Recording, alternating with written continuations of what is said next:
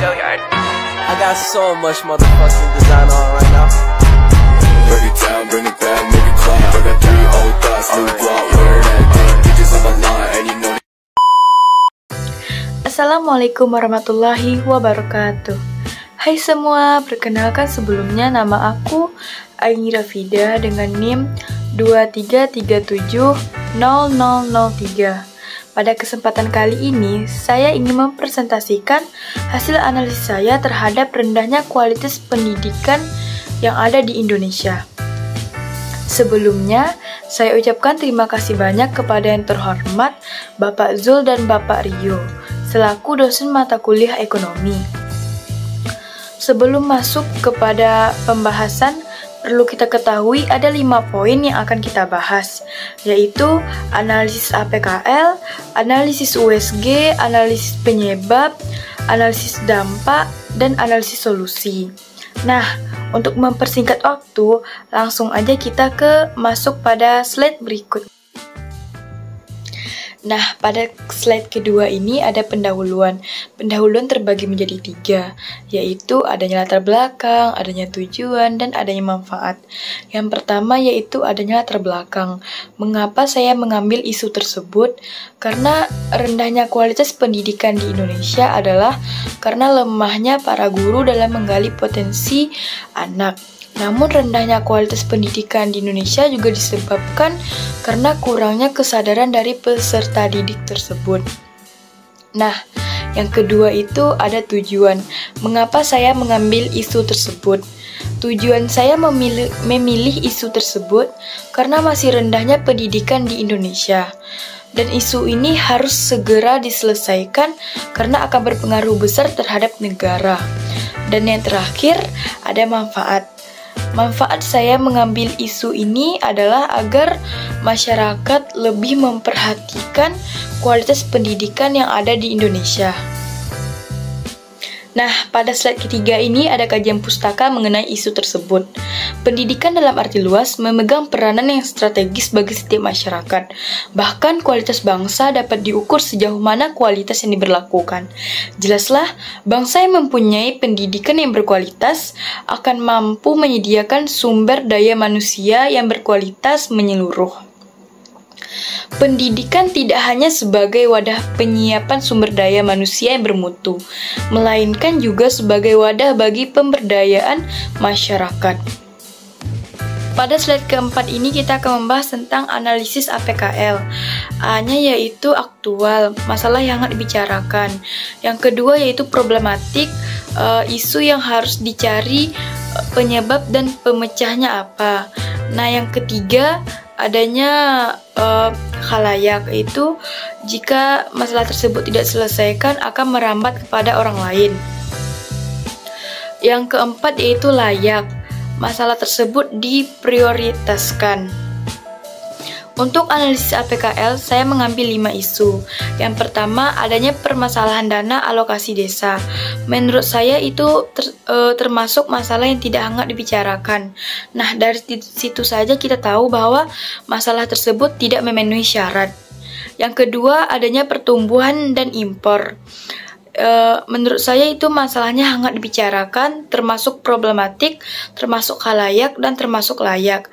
Dari keempat dan itu termasuk masalah yang memenuhi syarat dan bisa kita bahas lebih lanjut lagi. Nah, yang ketiga adanya daya beli stagnan. Menurut saya masalah tersebut tidak hangat dibicarakan sekarang lagi. Nah, dari situ kita tahu bahwa masalah tersebut tidak memenuhi syarat. Yang keempat ada inflasi. Inflasi menurut saya itu masalahnya yang hangat dibicarakan, problematik, jika tidak diselesaikan merambat kepada orang lain, dan layak. Dari situ kita tahu bahwa masalah tersebut memenuhi syarat untuk dibahas lebih lanjut lagi. Yang kelima adanya rendahnya kualitas pendidikan di Indonesia. Masalah tersebut masalah yang hangat dibicarakan, problematik, khalayak, dan layak. Dari situ kita tahu juga bahwa masalah tersebut memenuhi syarat dan bisa kita bahas lebih lanjut lagi. Pada slide kelima kita akan membahas tentang analisis USG, yaitu U-nya urgensi, S-nya seriousness, dan G-nya growth. pada analisis APKL tadi, cuman 3 yang memenuhi syarat yang kita bahas dalam analisis USG, yaitu inflasi, pertumbuhan ekonomi dan impor, dan rendahnya kualitas pendidikan Indonesia. Nah, dari 3 tersebut kita akan mencari yang paling prioritas untuk dibahas, untuk diangkat menjadi isu. Interval untuk penentuan prioritasnya adalah angka 1 sangat tidak mendesak, angka 2 tidak mendesak, angka ketiga cukup mendesak, angka keempat mendesak, angka kelima sangat mendesak. Yang pertama yaitu inflasi. Menurut saya urgensinya 3, seriousness-nya 5, dan growth-nya 4. Jadi total prioritasnya adalah 13. Untuk pertumbuhan ekonomi dan impor, urgensinya 4, seriousness-nya 2, growth-nya 3. Jadi totalnya adalah 9.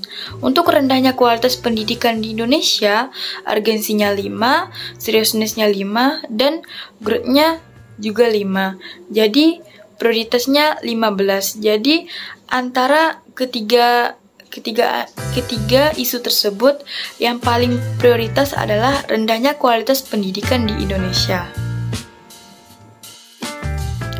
Pada slide ke-6 ini kita akan membahas tentang analisis penyebab dari rendahnya kualitas pendidikan di Indonesia, yaitu 1. Minimnya sarana fisik di sekolah seperti laboratorium, gedung sekolah, ruang kelas, dan lain-lain.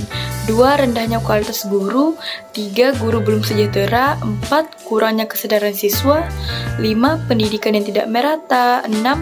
Rendahnya relevansi pendidikan dengan kebutuhan.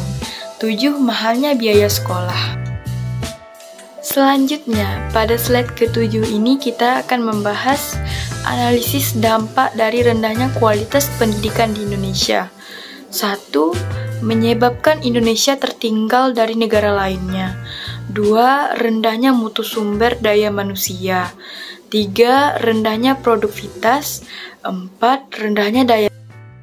Baiklah, pada slide ke-8 ini kita akan membahas tentang analisis solusi yang diberikan untuk masalah isu tersebut, yaitu melengkapi sarana dan prasarana pendidikan di sekolah terpencil, memperbaiki kualitas tenaga pendidik, menumbuhkan kesadaran untuk menimba ilmu kepada peserta didik, memberikan beasiswa kepada peserta didik yang kurang mampu namun berprestasi.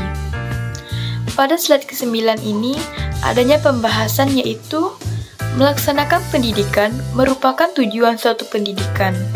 Maka dari itu, Indonesia harus meningkatkan pendidikan untuk kepentingan bangsa.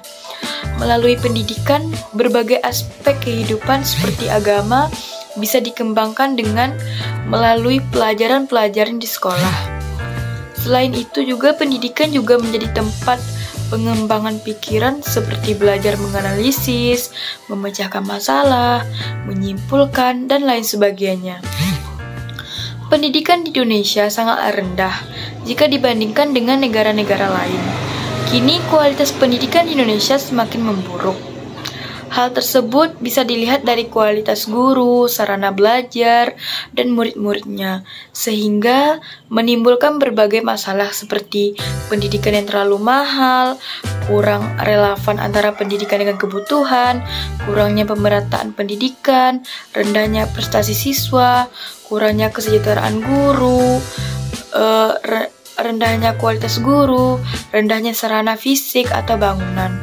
Solusi yang dapat diberikan pada permasalahan tersebut harus mampu mengubah sistem sosial, karena sangat berkaitan dengan sistem pendidikan, mutu guru, serta peserta didik.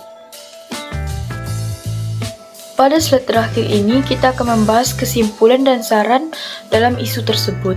Yang pertama ada kesimpulan, yang dapat diambil adalah pendidikan di Indonesia sangat rendah jika dibandingkan dengan negara-negara lain.